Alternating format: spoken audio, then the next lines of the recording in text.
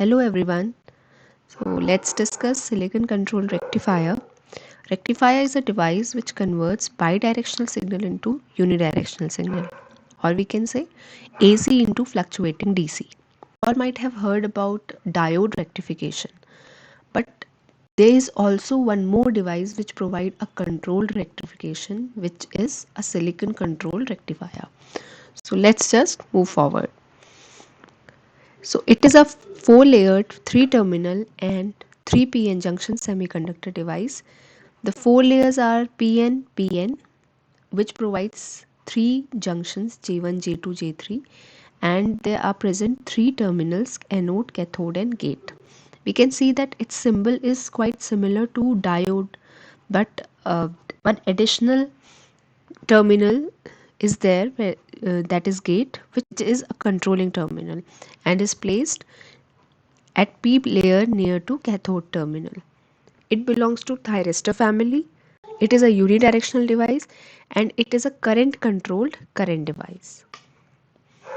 Now we can also consider it as a combination of one PNP and one NPN transistor connected such that the base of one transistor is connected to collector of other transistor, and it can be clearly seen from this one that the base of transistor 1 is connected to collector of transistor 2.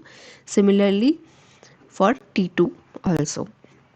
We have already seen that rectifier is a unidirectional device, but if we want some bidirectional current, then multiple SCRs can be used with one or more facing each direction to handle current through both half cycle of the AC waves. Now SCR works in different modes, and let's see what these modes are. Basically there are three modes. First mode is forward block mode. In this case, anode to cathode voltage is applied such that anode is at higher potential, so it ensures that junction J1 and J3 comes into forward bias, and but the junction J2, this with N at higher potential in comparison to P, it provides a reverse biasing. So due to this reverse biasing, a depletion width is created and prevents the flow of current, and SCR remains in the off condition.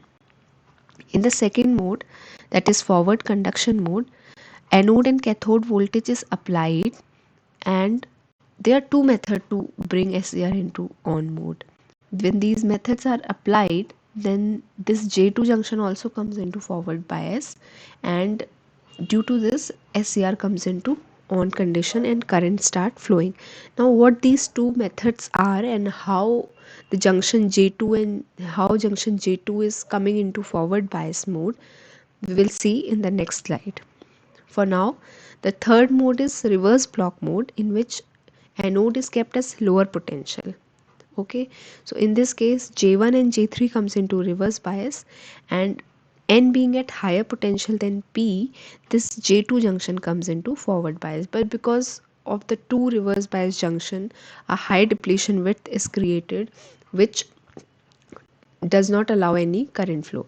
But yeah, once this voltage applied crosses a particular voltage called breakdown voltage, then avalanche multiplication occurs at J1 and J3, and due to this large reverse current flows. So this phenomena can also be seen in diode.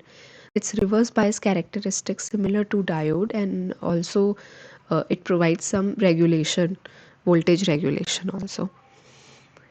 So now the two methods I was talking about mentioned here. So first, either we can increase the external voltage VAK greater than the breakover voltage. This breakover voltage is the minimum voltage required above which SCR comes into conduction mode, or we can apply some positive pulse to gate terminal. We can see here that gate terminal is placed here near P layer.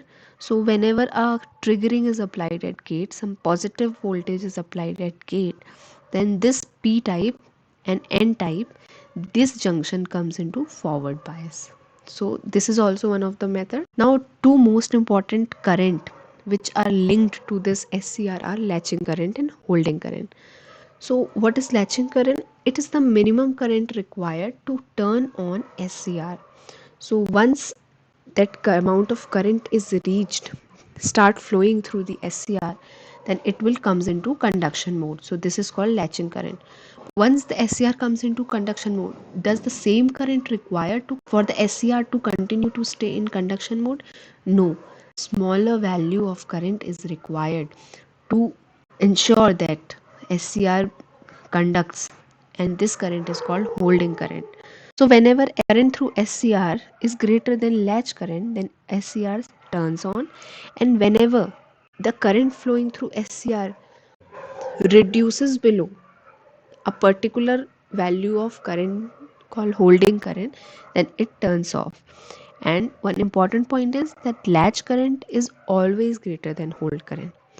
Now this is the characteristics, and in this characteristic we will see in the forward characteristic we can see two graphs, this one yellow one graph and one this red graph.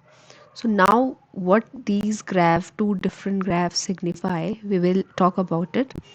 So whenever voltage is applied, the external voltage VAK across anode to cathode, until it reaches a breakover voltage, there is very little conduction, very small amount of current flows, and as soon as it crosses the breakover voltage, there is sudden increase in current.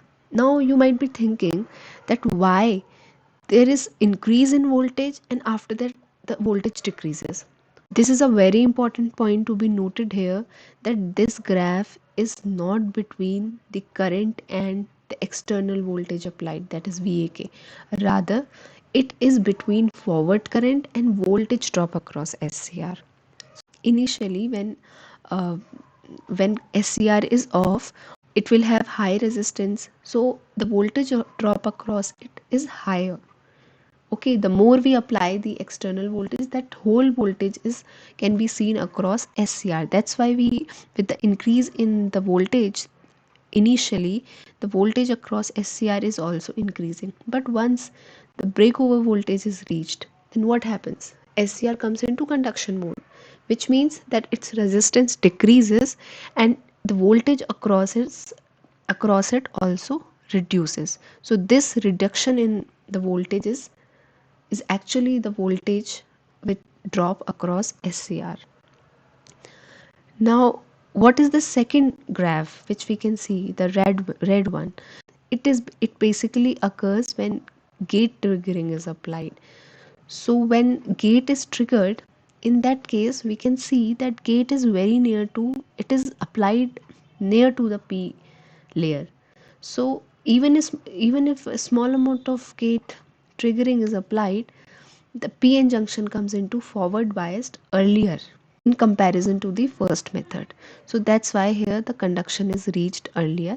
This method preferred because here less amount of VAK, we can bring the SCR into conduction mode.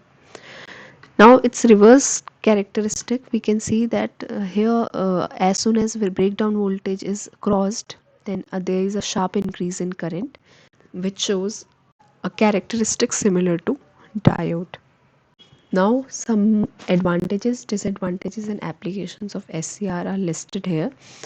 So it can handle large voltage, current and power. Voltage drop across conducting SCR is small. On SCR will provide less resistance and hence less voltage drop. So this will reduce power dissipation. It is easy to turn on. It can be protected with the help of fuse, and power delivered to the load can be controlled using gate triggering. The disadvantages, it conducts only for half cycle of AC. It can turn on accidentally due to high dV by dt of source voltage. This disadvantage can be overcome by using a special circuit called snubber circuit. It ensures that there is no accidental turn on of SCR. It is not easy to turn off conducting SCR. Some special circuit is required which is called commutation. Now turning on SCR is easy, but to turn it off, some extra special circuit is required, which makes its design a complex one. Now it cannot be used at high frequency. Maximum frequency of operation is 400 Hz, and two heat sink are required. Now application of SCR, it provides control rectification, AC power control, DC to DC converter or chopper, DC to AC converter or inverter, as fan speed regulator, as AC voltage stabilizer, used as static switch, and as battery chargers. Now, a few differences are listed here between diode and SCR, and some obvious differences we have already seen, and some other differences are: it has diode has good power handling ability and SCR has better. Now, operating voltage of diode is low, but operating voltage of SCR is high. It is less expensive, SCR is more expensive. Diode is lightweighted, SCR is heavyweight. Whenever the rated current flow in the silicon, then voltage drop is 0.6 to 0.7 volt, but in SCR it is 1 to 1.5 volts.